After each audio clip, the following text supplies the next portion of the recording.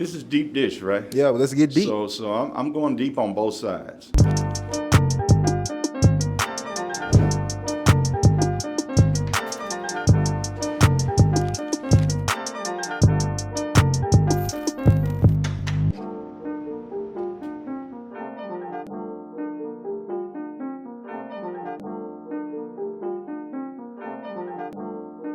Welcome back to another episode of Deep Dish Conversations. I'm your creator and host, Jerome Moore. And as always, every guest that comes on here is special.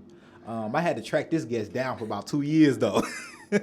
Well, we have with us today Courtney Hale, Chief Hope Diller.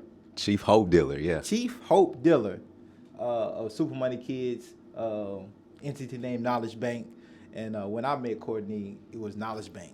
Yeah. You know, and I'm going to take us how far back. And shout out to the Studio Bank for sponsoring this episode, first and foremost. Thank you. Appreciate y'all. But I'm going to tell you how far we go back, though. Shout out to Jeremy Williams, Chico, because he the one that connected us, right? Yep. And I can't remember what restaurant we was at, but we sat down. I'm going to tell you how far we go back of just like how far Knowledge Bank and Super Money Kids has come. You were still working, I think, in healthcare. ACA? Yeah. It was a HCA affiliate. ACA affiliate. That's how far. And I remember, like, us. What was I doing? I can't remember what I was doing. I want to say you just got back in the country Maybe, or something like that. Yeah, maybe. And I know you was in that space, like, man, I'm ready to, like, kind of just be able to go full time, but, like, I got to get the money thing together and stuff like that. But now here you are, man. Yeah, it's crazy. And I know where we were in East Nashville. We were at, it's like the Caribbean restaurant. It's not even open. It was right there across from East High School. Okay. That location is closed. But yeah, man, I remember that vividly. Yeah. It doesn't seem like it's been that much time that's gone by, but it has been a lot of time. There's been a lot of life. Right. Changing events that have happened in the process. We've changed the branding of the company, but still just as passionate about the work than we've ever been. So yeah, man. Yeah, man, congratulations on all that, man. It's always good when you see a black man, for me specifically, just doing this thing, taking care of family, taking care of community, not conforming. You know what I'm saying? You can be your complete, true self. You know. I'm put this on the record. Your sister wild though. My sister's live. She live. You know what I'm saying? My sister's live. Yeah. But I shout out to her though. In PHC Pearlcone, you know. But man, let's get right into it, man. I want for people who may not know you, because now you can just Google your name and, you know, it's everything popping up. You're doing big stuff out here. But for people who may not know you, haven't hit Google yet, man, just tell people a little bit about yourself and kind of an abbreviated kind of journey of how you got into Super Money Kids. Yeah, man. So Courtney Hale, Nashville native, MNPS product, which is something that I'm really proud of and like to promote all through this city, through Nashville. You know, of course, a lot of the work and the outreach that you do goes beyond this city, but people who are watching this locally, it's important for me to say, hey, this is what a public school product can be. Right. And our schools are much better than they sometimes are given the reputation for. So that piece is important.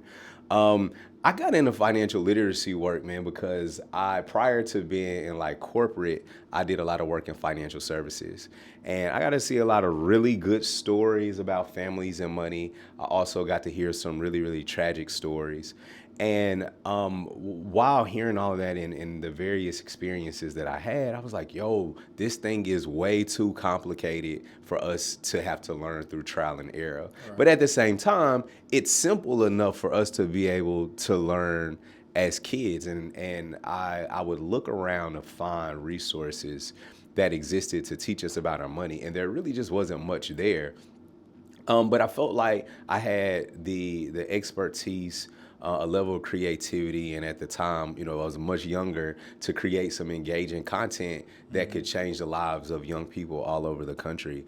And what we did when we first started, and it was probably around the time when we first met, was we created a summer program for teenagers. We ran it for about 8 to 10 weeks every summer, just teaching them everything that I felt like they needed to know about money, just to create a strong foundation and to help them have conversations with family about money, because I felt like through the exposure and through the conversations, you can start changing the future of your family just by talking about it, just by being aware.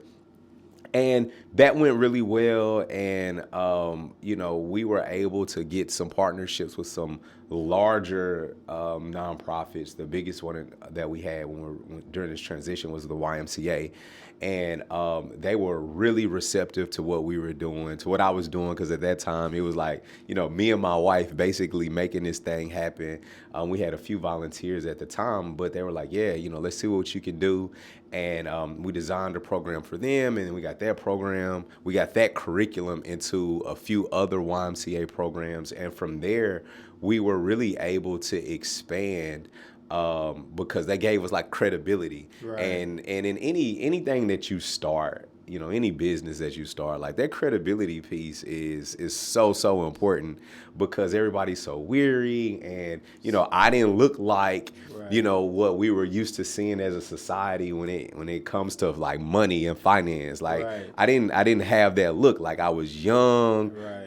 I wore sneakers and hoodies, and Right. I was actually probably much more like business casual then than I am now, to be honest. But still, I didn't look the part, and so I was able to get credibility from a couple organizations. We ended up getting a really I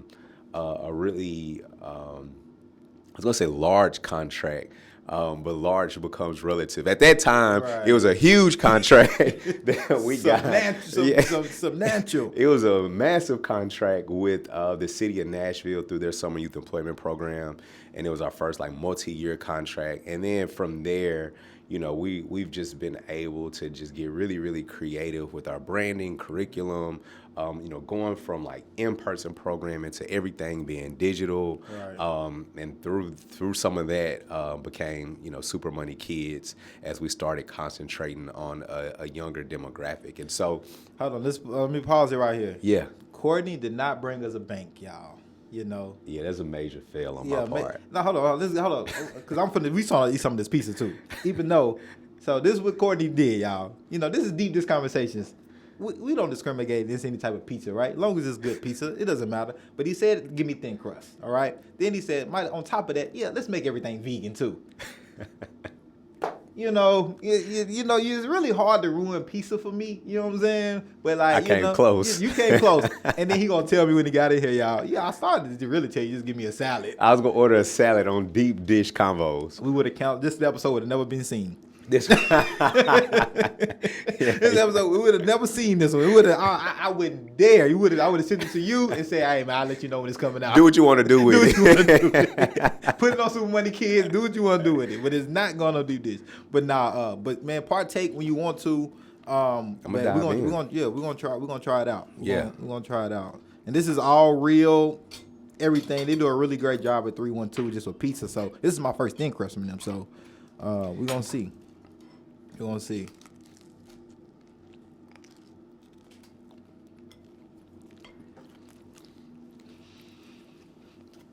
It's straight. It's straight, yeah. It still got flavor. Yeah. I thought the veganness of it was gonna take away from the take away from the flavor, but It's good. It's good. Coming from the dude that eat, Of course I think it's okay. No, but it's good. If it's coming from me, because I'm not gonna lie. But all pizza ain't for everybody. But all pizza ain't for everybody. So I had some pizza like But now this is good, and for it to be like real, like vegan cheese, vegan pepperoni, the crust is hidden, yeah. And I think like if you can make a really good crust, even if the toppings are okay, like it can make it more than probably what it should be. Absolutely, and I think they have more vegan toppings besides the pepperoni. Mm-hmm. Well, look, what you did, you confused me. When you sent me what you wanted, I thought premium was a pizza. And so when I put the order in, shout out to Kim, I put the order in to Kim. She was like, "Do you want like all of this stuff on there?" I'm like, "Is premium not a pizza?" Because it had like pepperoni, Italian beef, and then it had vegan pepperoni, vegan cheese, and some other type of cheese. I was like, I don't know. I thought it was, so. Let me check. Of course, Courtney didn't hit me back, man. So you went safe. I said I wouldn't say like this dude vegan cheese and pepperoni. And for him to pick that, I think he on this health thing. So let's go with it. Yeah, man. I told you, like, I'm trying to, I'm getting up there, man. I have a birthday in a few weeks. I'll be 39. Yeah, man. And so I tell people all the time. I was gonna say 35. Nah, man. I'll be 39. So You're that much older than me? yeah. Wow. So, like I've always been like really healthy, really active. Always have done some type of lifestyle change in terms of my diet. Like I've been, pescatarian. I've, not eating, carbs. Like I've done a lot, but it's really helped me in terms of my body and how I feel. Right. But something happened at 36. 36 was the age to where like I really like started feeling a little bit old. Not feeling old. I don't feel old. But 36 was the year that I was like, oh yeah, this is different than these 35 other years. You know what I'm saying? Like this is so now I have to work a little bit harder, to stay trim, not to have like the dad belly. You know what I'm saying? Right. If I'm in the gym or whatever, can't eat as many sweets because your brain don't function the same, So yeah, man. So this is just, we into a new year. I wilded out at the end of the year, so I had to bring it all back, man. So Yeah. Well, I'm only 31, so I'm gonna wait 5 more years. Nah, I need to get it together. I really need. I was together. Man, once you take that break and you get busy, you start coming up with stuff in your mind like, But I'm getting back in the gym the next month, though. Do it. No, for sure. Just feel better. Help you stay younger longer. That's a fact. That's a fact. So, I know you was going to get into some stuff with Super Money Kids, but I want to ask you this, though. How did let me preface it. Many of us, and especially in our black community, right, generational wealth just doesn't exist for many of us coming up, right? Like we can have affluent families, but don't have like affluent families with wealth, right? And many of us, new entrepreneurs, new business owners are like first, to trying to figure out how to get loans, how to get business credit, all of this, trying to figure out what financial literacy really means and what it is, right? So for you, how did your personal upbringing with your parents and what you seen like influence you to do what you do today? Yeah, that's a really good question, and I talk about this often. So for me in my childhood, it's like I saw like what some of the consequences were of like financial illiteracy. Like I saw what some of the consequences could be of being broke. I won't say poor, because we had a lot of love and my family did their best. But, we were broke. And so a couple of things that we saw is, how financial troubles can end relationships, how it can create fractured homes, how it can impact your ability to dream and utilize the talents that you have. And so one of the stories I tell is like, so I grew up with my stepdad and my mom, and they both had their unique like talents and skills. And they both had aspirations of making money doing those things. They just had completely different views on how to do that. And like my stepdad is like the risk it all type. It's like, hey, I'm gonna fight for what I want. I'm gonna risk everything that I have. I don't care who I upset in the process. Like this is what I want and I'm gonna go for it. Right. My mom was much more conservative. She's like, okay, we have 3 kids. it doesn't, we can't make every financial risk, because she's a mother, she's a nurturer, right? She's thinking about the security of her children. And so she was a lot more logical and conservative in her approaches toward entrepreneurship. And their different views, among some other things, ultimately caused them to divorce. And so I will always think back on my childhood about things that happened and struggles that we had, and just a variety of things. I won't get into all of the details, but one of the things that I often would re-examine was who was right. Right? Was my dad right? Right. Was my mom right? And I came to the conclusion that they were both right. When you have a unique talent or you want to start a business, you should be able to go after that thing with no concern, with all of your energy and time and heart. Right. But you should do that in a way that's calculated, in a way that you can plan for. They were both doing the right things. They just didn't have instruction on how to bring those things together. There wasn't anything out there to teach people how to start businesses. Right. There wasn't any education around financial literacy. Right. But if those things would have existed, all of our stories could be completely different. Now, I'm gonna challenge you a little bit. And I was going to say that I would say that if the stories were different, there may not be Super Money Kids. So I'm gonna challenge you on this. Did they not exist, or they didn't have access? I'm gonna say it's a little bit of both. There even today in 2022, there are very few financial education or resources available. So if you go back, 25, 30 years ago, there were even less. Okay. Now, another thing that is also true is that there were people available who were bankers and insurance agents and people who did the traditional financial services jobs.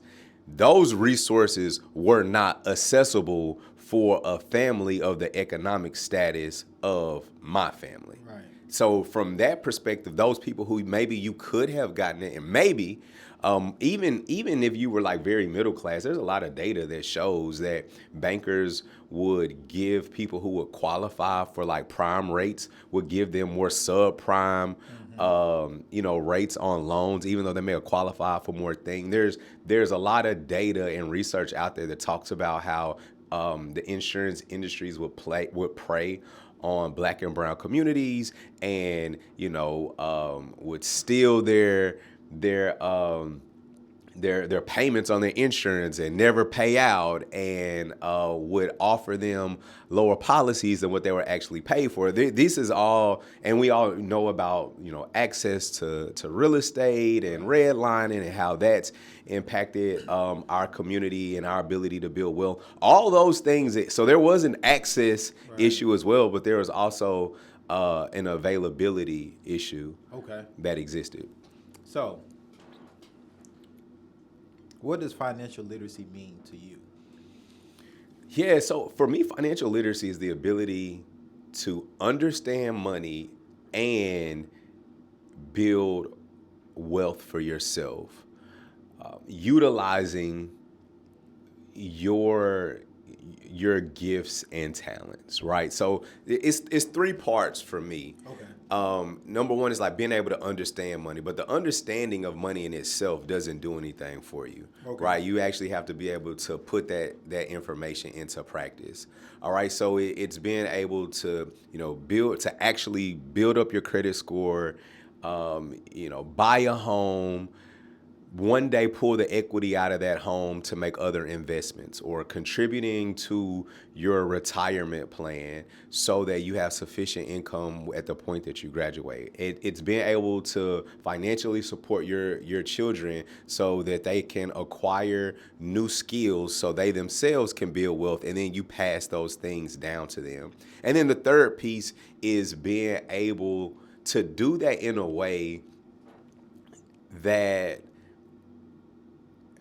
you can give all of yourself every day. Now there are going to be some of us and some of our parents who absolutely sacrifice. It's like, I am going to sacrifice my personal happiness and work in a job that I hate so that I can care for my children. And I understand it and I respect that. And you got to do what you got to do. Right. But I would like there to come a point to where we don't have to do that anymore. Okay. If you have a passion to do community work or to change the world, you can do that in a way that you're making money. Right. And you don't have to be a not poor. You don't have to be a broke community changer. Right. You can do that in a way that works for you. No, we don't want that over here. No, we don't want you to be that. Or if you're a teacher or whatever you're interested, whatever your passion is, if you're a musician, if you're an artist, if you're a welder or HVAC tech, occupational therapy, whatever it is, I want you to love that work and be able to create the lifestyle that you want for yourself. So to me, that's what financial literacy means. And so as I was preparing for this interview 2 years ago,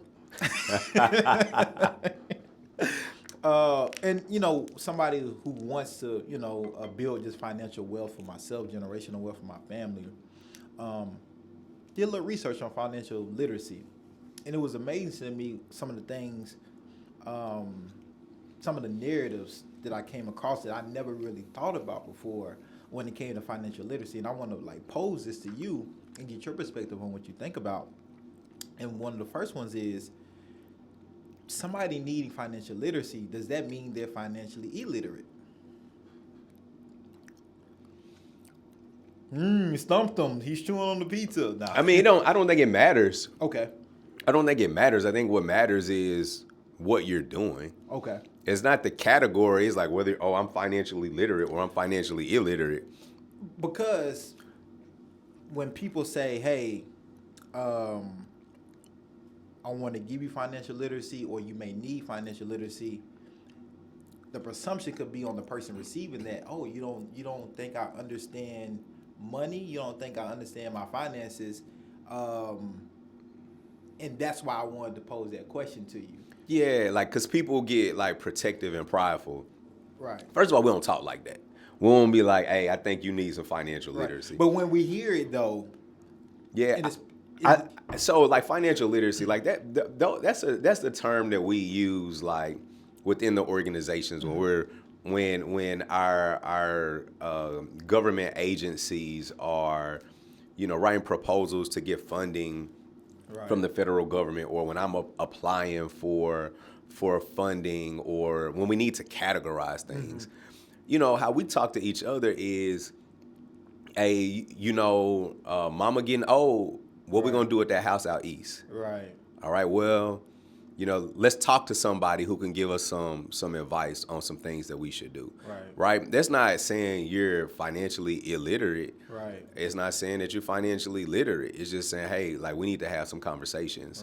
Right. I think in terms of what needs to change as a society is we need more financial literacy within our organizations that educate and train our children, because now more than ever, the cost of being financial illiterate is more expensive than it ever has been, especially for people from communities of color, because we lose wealth. One of the things that people don't understand about, the racial conversation around money and how the wealth gap matters and how it impacts us seriously is black families can achieve a certain level of income and a certain status in terms of their wealth, and then we can lose it because we don't have multiple generations that have been able to build wealth. Most of the time, for most black people, not everybody, this doesn't apply to everybody, but most black people have only had one generation where they can successfully build wealth. But what happens is we have a national economic crisis, and we can they're named. We just had the pandemic. Right. Prior to the pandemic, we had the housing crisis of 2008. Prior to that, we had the dot-com boom. Right. What happens in every one of these recession cycles is black people, you lose their wealth, and their not able to regain it, you know, in some instances for a generation. Right. You see what I'm saying? So we have to have more financial literacy in place so that everybody is able to succeed. And that's not just like black people. It even matters for our economy as a whole, Right. because growth is important for our economy. All right. If you got the same little group of people who buying stuff all the time, well, your economy's not growing. Right. But if you can take this group of people down here and give them the jobs and education and help them make the decisions that help them kind of move up that economic, kind of the economic, increase their economic status. Now you have a larger group of people who can buy, and that creates growth for the economy as a whole. What does somebody that is financially illiterate look like? What's the definition of that? Because I guess we're gonna understand one, I guess we need to understand the other. Yeah, so what it looks like is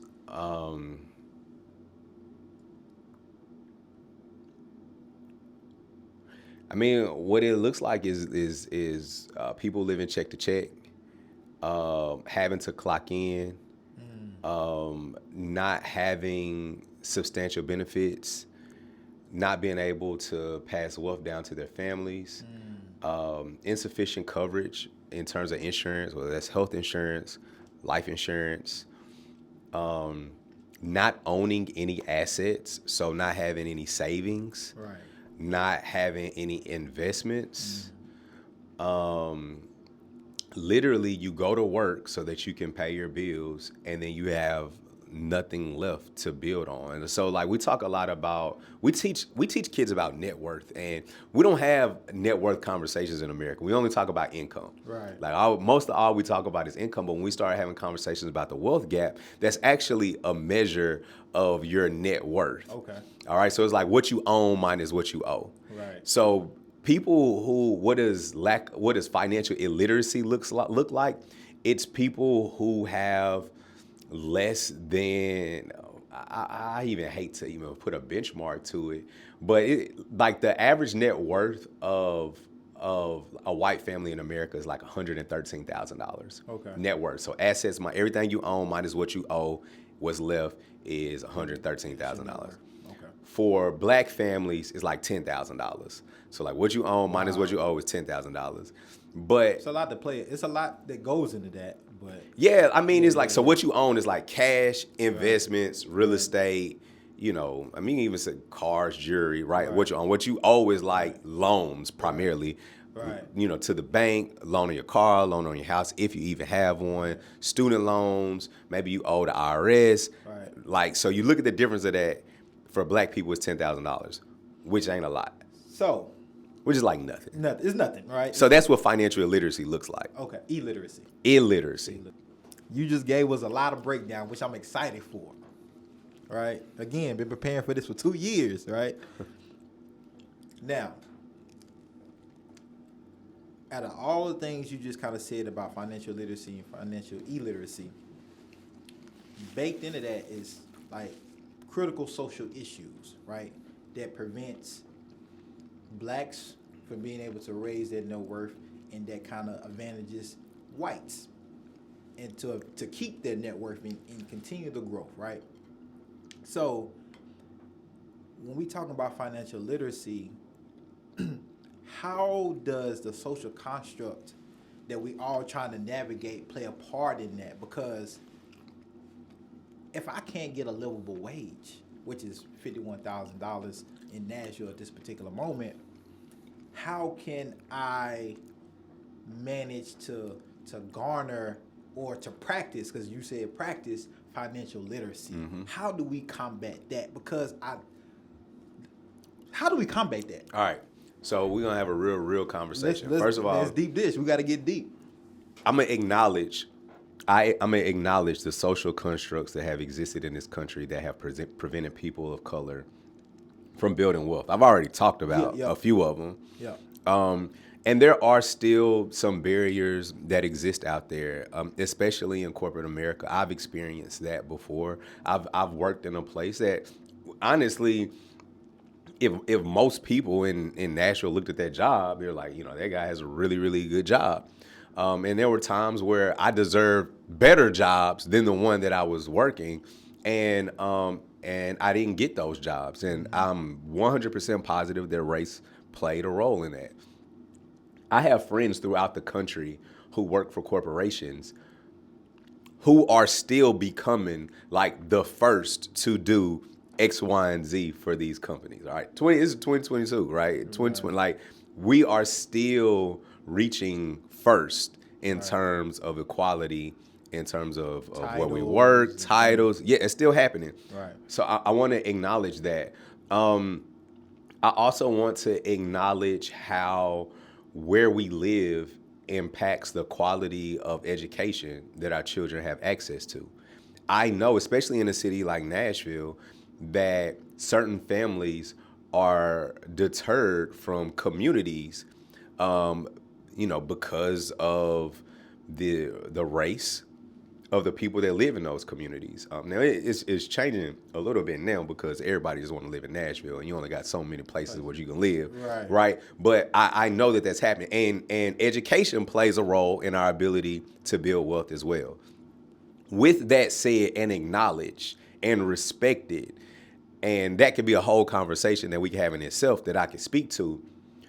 We do still have the abilities to change our current financial status. We do that in a few different ways. Okay. Number one, we have to get ourselves in industries where we can make more money. Okay. All right. Intentionally. Technology is number one. All right. If you're at a place where you're unhappy with your job, you're unhappy with your income, and you don't see a way out of that, you need to immediately stop, and you need to find one of the many technology training online schools that you can enroll in. A lot of those are really reasonable. They're a fraction of the cost of what it would take to go get a degree from somewhere. Right. And normally they take a lot less time. Right. You're typically talking about like a lot of boot camps, right. Like 18 to 24-month programs. Right. Develop a skill in technology. There are people who have worked with us in terms of like a part of our team, helped us create some of our projects. I have seen them transition to technology, start off with a job at like $36,000, and in 24 months they make it over $100,000. I've seen this over and over and over again. Technology, I think that's where the biggest change is in terms of increasing your income. There are some other places, depending on the city that you live in, figure out what industries are really driving your city. So we're in Nashville, so it's, healthcare, technology, logistics, and tourism. Right. All right. There are jobs within those industries that still don't pay much money. But you want to be able to find the ones where you can significantly increase your income. So you have to make the decision, because it's not hard having a job and a schedule that you're used to, saying that I'm going to add something else onto my plate so I can grind for the next 24 months so that, I can greatly increase my income, right? It's like delayed gratification at its finest, and it's hard and it's not easy. You have to step outside of your comfort zone to do that. But that's one thing that's required to increase the money that we make. Another thing is entrepreneurship is really, really important. We talk about entrepreneurship a lot within Super Money Kids, and our narrative around that topic has even changed. And we used to teach entrepreneurship as an alternative to traditional employment, and we stopped doing that. And the reason being is now, in this era that we're in, I don't think entrepreneurship is an option anymore. I think we all have to be entrepreneurs, because one reason that you mentioned is if you live in a city like Nashville and you're underpaid, you almost got to have a side hustle to make ends meet. Right. But the other reason is I think it's our side gigs that give us happiness and joy and purpose, and we can figure out ways to monetize that. And the other reason in terms of why entrepreneurship is important is because nothing is given. Like nothing is a guarantee anymore. Even if you work I'm gonna say even if you work for a technology company, but the difference is that even if you work for a technology company and you get laid off, you can just go across the street. Yeah, you just go across the street, get you another job. Right. But most of the jobs that people have, you can get laid off at any moment. I work for a company that laid off 30% or 25-30% of our workforce a week before Christmas. Wow. Yeah, we laid off like 30%, like a quarter of the whole workforce a week before Christmas. Wow. Like nothing, and these are really smart people, very educated. It's a great company. Right. But just things happen. Right. And so because of the lack of predictability, the lack of job security that exists across all industries, if you lose a job, like you got to figure out how you can make some money real quick, because it typically takes about, I think on average, it takes 4 to 6 months to find another job after you've lost one. Right. Now, it don't take that long if you already got one. Right. But that's why they say, like, get something when you don't need it. Right. Now, when you get fired and you're looking for another job, it's going to take you 4 to 6 months. Now, you just leave a job, you can probably find one in about 30 days. Right. But yeah, so it's like through entrepreneurship and ownership, that allows us to kind of get out of that hole of lack of income. Then there are other things that we can do more long term that may not impact. I'm gonna think about somebody like my parents' age. Like if you hadn't done any of the things that we've talked about in terms of building wealth, like what can you do? Well, you can ensure that your kids don't have to go through the same thing that you did by having a will and having life insurance. So you have something to pass down to them. So at least they're starting from a better starting position than what you did. So, I mean, those are a few things that can absolutely be done. E-commerce. So one of my, this is a personal theory, and I think people like Jeff Bezos would agree with me. Listen to me, talking about Jeff Bezos going to agree with me. Like I ain't agreeing with Jeff, but he's going to agree with me. But there was a point in time in this country where the primary path to building wealth was through real estate. Families built wealth through home ownership. That's the reason why redlining was so hurtful to black people. It's because, the federal government, they had issued this new deal to help families be able to build wealth. You didn't have to bring as much money to the closing table. You could just bring a little bit of money, get this house going to appreciate. You could later take money out, buy another house, start a business, send your kids to college. And we were denied that. And so anyway, so there was a point in time where real estate was the primary mechanism for building wealth in America. I think we've reached an era where that's no longer the case. I actually think the primary tool to building wealth in America now is through e-commerce. So I think that even e-commerce can be broken down into a couple different categories. I think there's literally selling products and services online, right? Whatever it is, whatever you want to sell, like you just start selling it, run a dope digital marketing campaign, you'll sell it to people all over the world. But then I also think producing content is a part of it. Absolutely is a part of e-commerce because the ads that run is about selling a product, right? Online. And so I think we've reached an era where real estate isn't the primary tool. Now it's e-commerce. So everybody should be selling something online and everybody should be producing content. The great thing about that for everybody, but specifically people of color, is that there's no barrier of entry. Like even if you wanted to go out and like buy a house, like I ain't gonna talk about Nashville because it's ridiculous, but let's just say in a regular city that's growing at a normal pace, you find you a house that's $200,000, you gotta bring 20% of that to the closing. Most of the time, there are some programs that are out there. You gotta bring some money to the table, right? So you gotta have some bread saved up. Well, you can start you can put your cell phone on a tripod and start producing content tonight. You know what I'm saying? You can put up a Shopify page for $30 a month. You know what I'm saying, to sell a product. You see what I'm saying? And maybe you wholesale your product for $500. So $530 in the first month gets your e-commerce business started. You see what I'm saying? So there's not the same barrier of entry to build wealth that there has been, in the last, for decades. Right. What's going on, everybody? This is Jerome Moore, creator and host of Deep Dish Conversations. And I know y'all enjoying this episode, but just real quickly, make sure y'all hit that subscribe button and hit that notification so you can be notified when we drop new episodes and interviews. All right? I appreciate all love and support. And let's get back to this episode. I think it's hard to combat. We have to be innovative and know how to navigate it in this social construct, because the systemic discrimination, racism, it finds a way to still marginalize folks when there's no entry to barrier, just because even if we use our face, it's our skin. It's a stigma to it, even from a digital content perspective, right?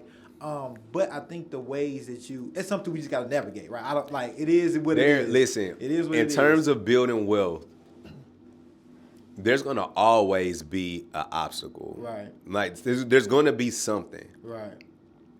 Racism will forever exist in this country because there's no interest in this country to address it, right? So we can't allow that to be like we can't. You got to get over that, because once you get beyond racism, you're gonna run into a whole bunch of other things as to why your business not getting off the ground, or why people don't like your content, right? And you can't be sensitive either, right? Like you can't. I've experienced a lot of racism, and it's upsetting, but I don't have time. I ain't got time to complain about that. I complain about it to like my closest friends or whatever, and then after a little while you vent, you got to. like you get over it, and you just keep on going. Like, nah, we're broke in the richest country.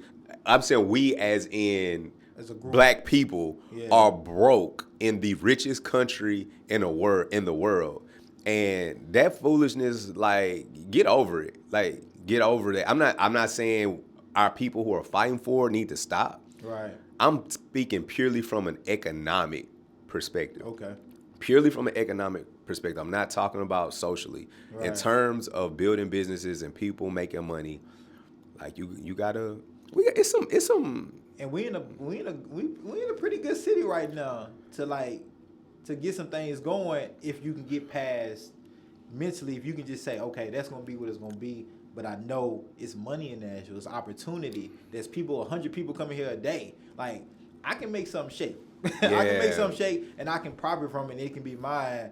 And whatever's gonna come with it's gonna come with it, just because you're in this country. But like, that don't have to be a barrier, though. It don't have to be. There are a lot of people here. There are a lot of people with money here. Right. Think about think about how you can do something versus why you can't. Because I've talked to friends who live here who come from other cities where there's not a lot of opportunity, and it's hard for me to even fathom what it's like to be in a city and there's like not a major corporation based there, where everybody that lives in the city, everybody, like black, white, otherwise, they like work for the local factory. They go clock in and they get off, and they do the same thing for 40 years, and that's all there is to do in that city. That's what people are experiencing. It's people all over this country that love to live in Nashville and deal with these racist ass people here. You know what I'm saying? Because it's opportunity. Okay, like I'm gonna deal with that problem, but And that's why I always talk about navigating, right? Because it's like, it's gonna be here. So how do we navigate it the best way we can, where we can still be great, successful, build, and be financially wealthy, learn financial literacy, learn wealth management, and all those things, and then make it as even easier for the next generation to navigate it, because you have a better, stronger economic base than we might have had, right? I have a question for my intern. Okay. Caden is right over there. All right. He got to come up with a question or two for every guest. All right. This is his question to you. Shout out to Caden. How do we promote uplifting black communities through financial literacy without feeding into the false narrative that black people are less financially literate than white people? Good question, Caden, by the way. Let me hear a very good question. Let me hear the question again. You know it's a good question when they say, let me hear it one more time. How do we promote uplifting black communities through financial literacy without feeding into the false narrative that black people are less financially literate than white people? I think the first part is being able to understand that Black people's current economic status isn't a fault of their own, and it has been very systemic in how we've gotten here. I think that's the first. I think that's the first piece. The second piece is I think we have to approach this solution with a level of respect for the people that we want to support. Right? This isn't about decisions you made. It's not about you had 2 kids before you was 25, and why would you do that? You know what I'm saying? Right. Like when we start talking about organizations that support certain populations, there's a space where it gets very judgmental. Right. And you can't judge a person's path. You just have to understand that they just want better. Right. And the focus should be on helping people do better. Right. And the details in terms of their past, it's irrelevant. Right. That false narrative around that's just foolish in itself. And there's really no need to really give that any real energy just because it's just a false statement. Right. People just want to do better. Like we all, regardless of what we look like, our race, our religion, our sexuality, like we're deep down, we're all the same. Right. Like we have passions, we have love, we want to take care of our loved ones, we want to be happy. Mm-hmm. That's what matters the most. If you want to help. Right. The judgmental part has to go out the window. Okay. But you also have to be like I said at first, you also have to be able to acknowledge that the gap that exists in terms of wealth for Black people and white people, it comes from a very intentional place. Right. And policies that existed in this country. Right. We talked about the New Deal. The New Deal had a lot of programs underneath it. The GI Bill was one. The GI Bill is a program that allowed veterans and their children to be able to go get college degrees for free. Right. In the initial versions of the GI Bill, it excluded Black people. Right. So if you were related to a veteran, you could go to college for free, unless you are Black. Right. All right.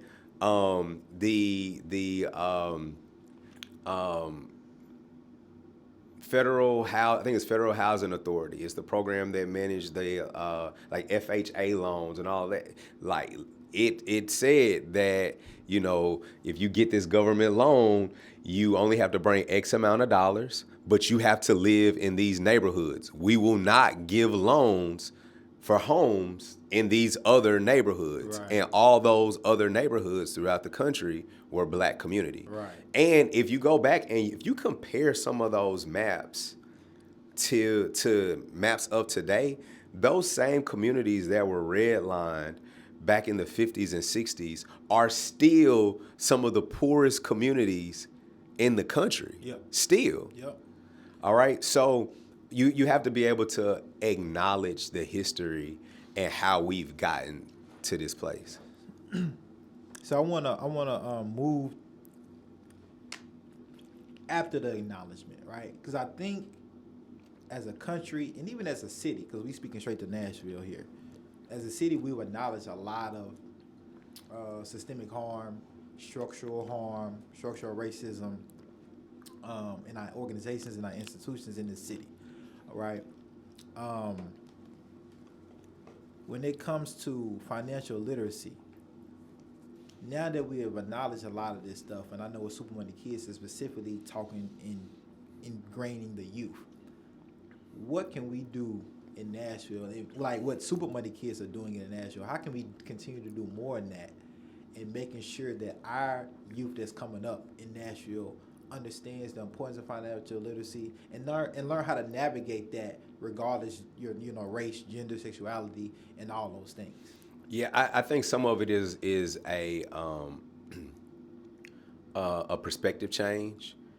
I think sometimes people look at financial literacy as something that you need as an adult just to maneuver through the world, right? You need to know how to do certain things. But I actually see financial literacy as a motivator for students to perform academically. I think it gives hope. Like the whole chief hope dealer came from, hey, this is more than like budgets and credit scores. We are inspiring hope in communities where hope may not have existed before.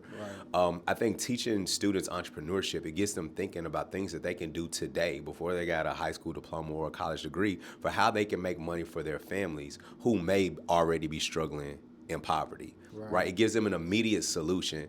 I remember I heard Dr. Sean Joseph, who was the last director of schools here, speak at an event. And he made this statement. He said, the streets always hiring. Right? The streets always hiring. You want to, you know what I'm saying? If you want to go, you know what I'm saying, be a street pharmacist, you know what I'm saying? There's a place you can go do that. You want to go out here and rob? It's a place you can do that. So we have to give our young people options, better options than the streets. So we have to start teaching financial literacy immediately. It also helps all of our kids, regardless of race, make better decisions after high school. You know, the days of a kid, I mean, this is really true when I graduated high school in 2001, and it should have been over then, but the days of a kid graduating high school and being like, oh, I'm going to go to this out-of-state school, this out-of-state school over here just because I want to move away from home, we can't afford that no more. I mean, out-of-state tuition, for state schools, you're talking about, $25,000, $30,000 a year, times 4. Hopefully you graduate in 4. Most kids graduate in an average of 5, right? So you $30,000 times 5 is $150,000 that you have to owe, that you have to repay. You measured in art. And exactly. But and so to that point, we have to have financial literacy so we can teach students how to make better decisions in terms of what careers they want to pursue with whatever they want to do after high school. And be realistic about that, right? Let's look at, you want to be this, right? You said you want to go to college and you want to be a designer or whatever it may be. Fine, great. Let's see what do you want to, what kind of car you want to have? What kind of house do you want to live in? Do you want kids? What kind of life you want to provide with those kids? Well, based on this data, this is the maximum amount of money if you work in the structural construct of your career and don't branch out and do your own thing. This is what you're looking at. 60, maybe 70, maybe 50, depending on what the career is. And I think if we started doing that sooner, it was like, oh, okay. And realize we all ain't going to the NFL and NBA. Like I thought I was going to the NBA, right? Yeah, we all went through it. We all went through it, right? And so if we started doing that, right, I think we can really put a dent into some of those things, or at least they have a realistic perspective and be able to see and say, oh, okay, dang, I thought this maybe gave me $100,000 when it only gives me 60. Yeah. What can I do with that? And I want to have kids, and what is your spouse or partner doing? At the same time. Yeah, I mean all of that. So the first thing is like we have to change like our perspectives on financial literacy and what it is, right, and why it's important. Right. I also think as a city, we have to. I'm glad you're changing that narrative, man, because I posed a question to Caden, right? Our intern that asked you the other great question. And the first thing that he thought about asking, like, what do you think about financial literacy, right? Most people comes from an adult perspective. It's like, oh, I don't even have enough money to even think about financial literacy because I think, like, financial literacy means I already have money, right? And I'm glad you're changing that narrative that it goes deeper than already having money, right? It's about how to make money, how to navigate using your money, and in the picking the sector of career you want to be in. And I don't think people look at that perspective, man. And I'll be honest, I don't think I looked at that perspective. Why would you? Right. Why would anybody? Listen, I ain't got enough money to be thinking about other than what I already got on my plate. But no, like seriously, why would you think that way if nobody has ever told you that you need to think that way? And the people that's bringing it up is always people that have money. Yeah. Right. Yeah. You think about for it, sure. Like it's like, dang, okay, yeah, all right. Yeah, man. Yeah. In white. On top of that, right? From my lens, right? We've reached a point with poverty in America now, I don't know. I'm gonna say reached a point. I don't even think I think it's probably been like this for forever, but people. No, it hadn't always been like this. There was a point because I know. So like like my family grew up in the projects, all right. But my grandparents was like, hey, like this isn't a final destination for us. We're gonna work to do better. So there was like a desire to find more opportunity, to like do better, to go on to something else. I think that climbing out of poverty, or even not even poverty, just economic obscurity has gotten so tough in America that a lot of people have just gotten comfortable in it and have just learned how to survive and don't even look for options out. Let's talk about the projects a little bit. And it's a whole other topic, so I don't want to stay on it too long.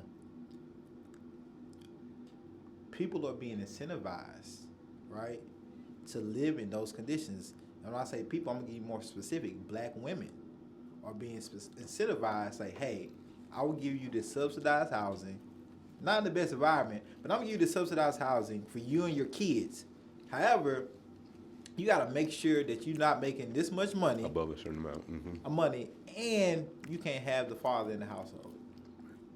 Right? Mm-hmm. Toxic, damaging, but you get comfortable. And you learn how to navigate that. Well, I know what day the public housing people is gonna come and check and see if anybody here. So make sure you gone, and et cetera, et cetera. Like that stuff still exists today, and I think that comfortability part is something that that we really need to look more out of. Your grandparents was able to come up with a plan and knew like, hey, but it's a lot of our folks, a lot of our community. They had more options to do that back then too, because our grandparents, even our parents, you could make a very middle class income without a college degree. Right. Like my mom graduated from high school and went and worked in banking and did fairly well. Same thing with my mom. That's what they did. And then what happened was, not banking, but it's back to a point that I brought up earlier. What happened in banking was we had banking deregulation.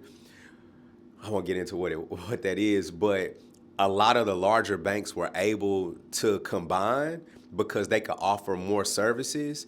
And when those banks started combining, they had duplication of task. And a lot of people got laid off.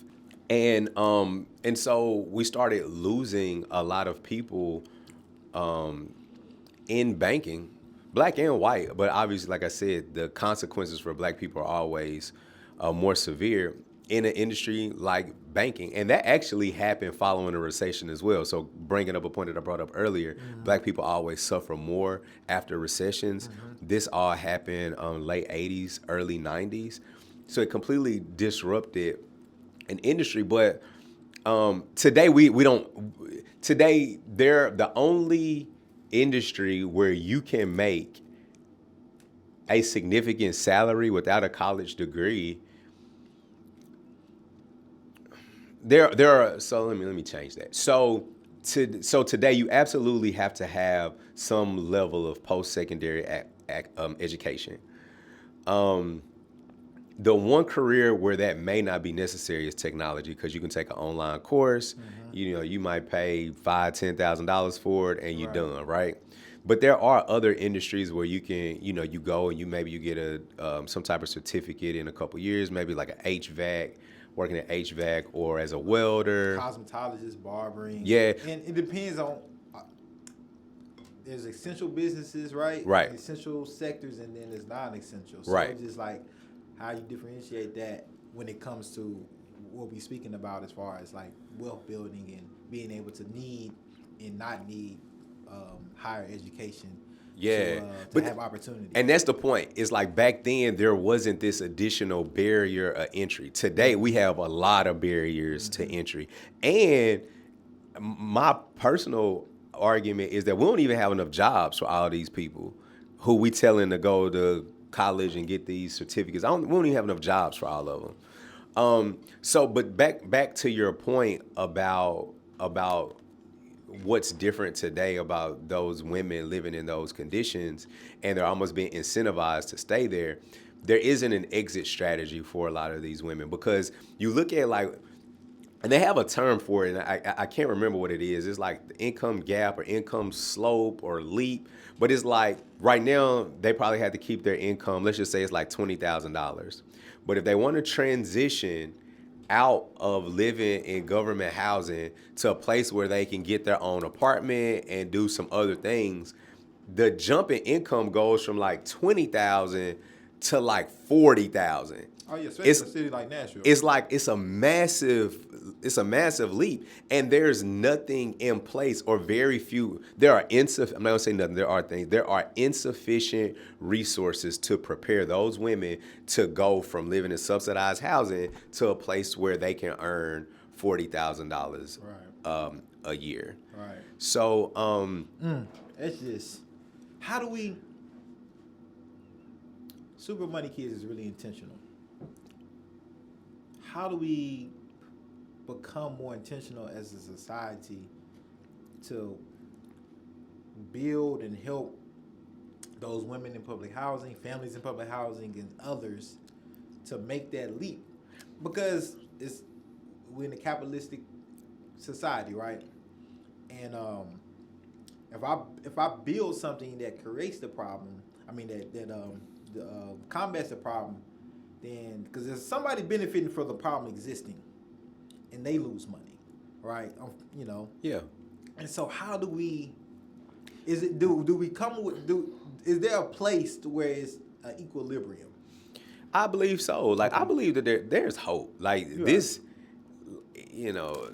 issues in terms of poverty and certain, like we're talking about like microeconomic things, those things are addressable, but we can't rely on a system to fix it, to be honest. Like, it's not gonna happen from your mayor. It's not coming from your governor. Hey. It has to come from inside of our households and inside of our communities. You hitting it. You hitting it. I think that we have to, again, inspire hope and have a level of exposure for people to even see what their options are. There's a woman who lives over in Casey right now who's like, man, I'm trying to figure out like how I can get out of this. And we talk to them about a pivot technology school that'll teach you a tech skill, and you can get a job when you finish. She might not know about that. She probably does now, because I think they got a partnership with MDHA or something. But yeah, it's just like there needs to be a level of awareness, right? So there needs to be the exposure there, and then there has to be a desire, hope, like inspiration to say, hey, you can do this, and you should. Right. And that's all it takes, and that's what we do. Yeah. Like, we definitely do the inspiration. We do a lot of exposure. We haven't been doing as much of the exposure work as we have in the past. We've had to get creative during the pandemic. Yeah, man, I had to track you down for 2 years to try to get to exposure, so I understand. Yeah. No, like for real. And I just really think it's pivotal, man. One, to break down everything that you talked about around financial literacy and understanding what financial illiteracy is for our community. Understand and know the barriers, but also know there's hope and there's navigation tactics that you can do, and that people like yourself and your organization is like trying to ingrain in community. Yeah, for sure, man. Like, I appreciate you having me on. I always love the opportunity to like, talk about some of this stuff, because people just aren't aware, and we live in it every day. And here, man, like, what I like about this platform, we can cut through some of like the BS. You know what I'm saying? Like, let's call out some of the barriers that exist in our social construct. Let's acknowledge it, right? Because there's some people that just like, oh no, like, just pull yourself up by the bootstraps, and there's those people still out there. Like, nah, let's call out what's happening to certain people in our communities that's preventing them from climbing that ladder that you're talking about. And then once we acknowledge it, okay, now let's put in some navigation tactics and plans and understand, like, we know this exists now. Okay, well, this is how you navigate it. These are some resources. These are some things you can pivot around it and get to the point that you want to get to. And that's what I love, man. Like, people can come in here and address that and be open about that. And people like yourself and others that are prominent leaders in our community can come out and call it out, right? And can call it out and and you don't have to conform, and you're not gonna lose any social capital about it. Right? You're speaking the truth, and then you also giving people solutions and outlook to what hope is and what the possibility of what financial literacy in the future should and can look like if we do the work and build in community together, and support each other and support organizations like Super Money Kids. I keep wanting to say Knowledge Bank. Super Money Kids, man. So what's next, man? What's next? Man, golly, what's next? I feel like my year's already planned out, and we're just now at the end of January. We have a few new modules we're rolling out. Okay. We're finna transition from like personal finance stuff to doing more economic things. Okay. Really for the reason we were talking about it a second ago in terms of exposure. Right.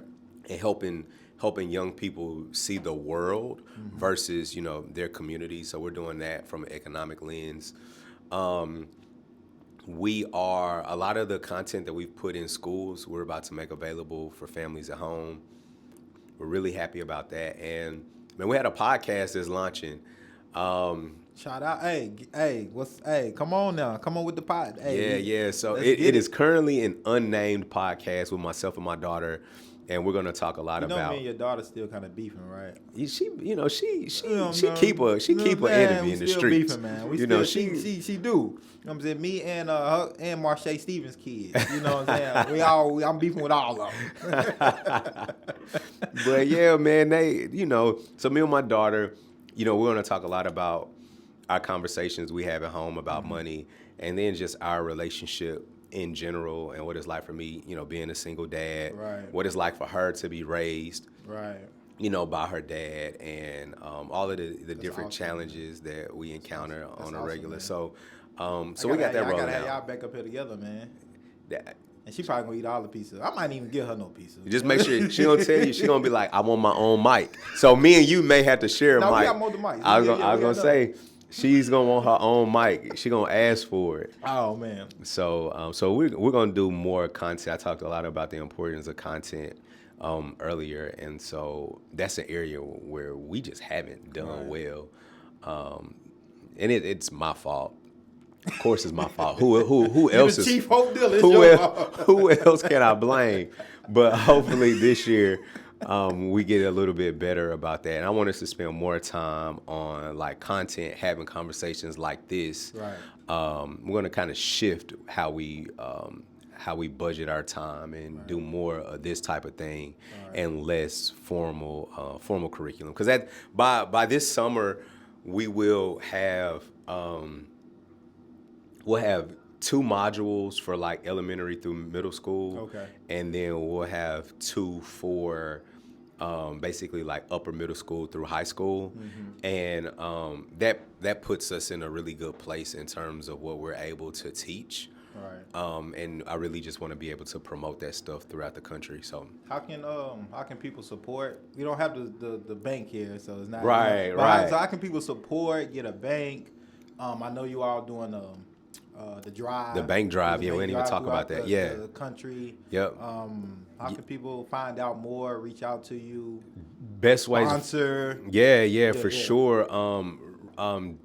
You can visit our website at supermoneykids.co, supermoneykids.co. You can find us on all the social media platforms at Super Money Kids Co.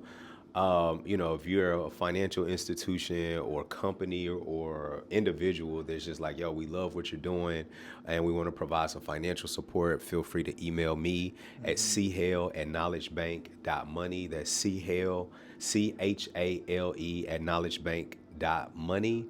And definitely follow us on our bank drive tour. We're raising awareness to the importance of financial literacy by donating 5,000 of our Super Money banks and our curriculum to schools across the country. And initially that was a campaign that we were going to only run through the end of January, but we received just so much feedback and support and recommendations that we couldn't get it all done. We couldn't get everything scheduled by the end of January. Right. So we've decided to push that out through the end of April. It's a good problem. It's a good, yeah, absolutely. Yeah. Absolutely. So we're pushing that out to the end of April. Okay. April is Financial Literacy Month. Okay. And so it'd be a good time to finish that campaign up. We gotta do some type of pizza and financial literacy collaboration, man. Yeah, I'm with it. Yeah. Let's make it happen, man. I'm with it. Last question for you. What does the future of financial literacy look like here in Nashville in the next 5 years? Do I have to answer it from the perspective of Nashville?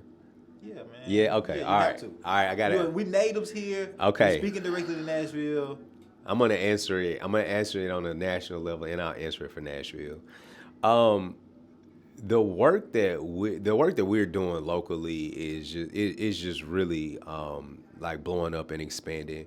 We have a lot of corporations who supported the work that we're doing. Alliance Bernstein, Jackson National, Citizens Bank, Studio Bank, Ernst & Young, Vanderbilt University, Assurion, and I probably shouldn't even start naming everybody because I'm gonna forget somebody. We're getting a lot of support to do this work because our corporations recognize the importance of our kids growing up having access to all of the resources that they need to be successful. We're just in a lot more schools than we ever have been before. In the next 5 years, I expect anyone to be able to go into a metro school and they know what Super Money Kids is. It don't matter what neighborhood, it don't matter what grade level. Right. You walk into that school and you say, "Hey, are y'all familiar with Super Money Kids?" And they get really, really excited. I got my bank right and here. Like, hey, we have a bank right here on the shelf. All of our kids go through the program at some point during the year. In 5 years in Nashville, it needs to be expected that our kids, especially here in Nashville, that our kids complete at least one of our courses. What we're going to see on a national level is we're going to see more states requiring financial literacy at all grade levels. Tennessee actually requires like a half credit of personal finance class to graduate. It's not nearly enough. And to be perfectly honest, our teachers are ill-equipped to adequately teach that topic. Right, you need resources. Yeah, you need resources. Like, they got people teaching it that are also like the PE teacher. Like, there's no, right. So our districts are just under-resourced in order to do that well. We help with that. It's a really light lift for the teachers. It doesn't require attending a workshop or a teacher actually teaching it herself. Everything is digital, so it's a really fun experience. And so we're about to, as a country, we're about to get there where it's like, hey, our kids need financial education because it's good for our economy overall. We live in the South and we in Tennessee and we a little slow to adopt some things, especially at times state for multiple reasons. We we don't have to go there, but for multiple reasons on a state level, we're slow at doing some things. But Nashville is a really progressive city, and I believe that our city will respond outside of the mandates that come from the state. I did that on purpose. I'm just being petty, but I didn't have to do that. But the redistricting, might, you know what I'm saying? It could change the level of progression that we see here in Nashville. That is a really good point. Yeah. But Courtney, man, I appreciate your time, fam. Good to see you. Yeah, likewise, man. Man. Glad you enjoyed your vegan pizza. I smashed my half. You did. It's yours, man. I'm done. I can't eat it. I told you after I got done, I gotta throw it with myself. But man, hey, everybody, appreciate all the love and support for checking out this episode with Courtney Hill. Shout out to Studio Bank for sponsoring again, and make sure y'all watch the next episode. All right, we out.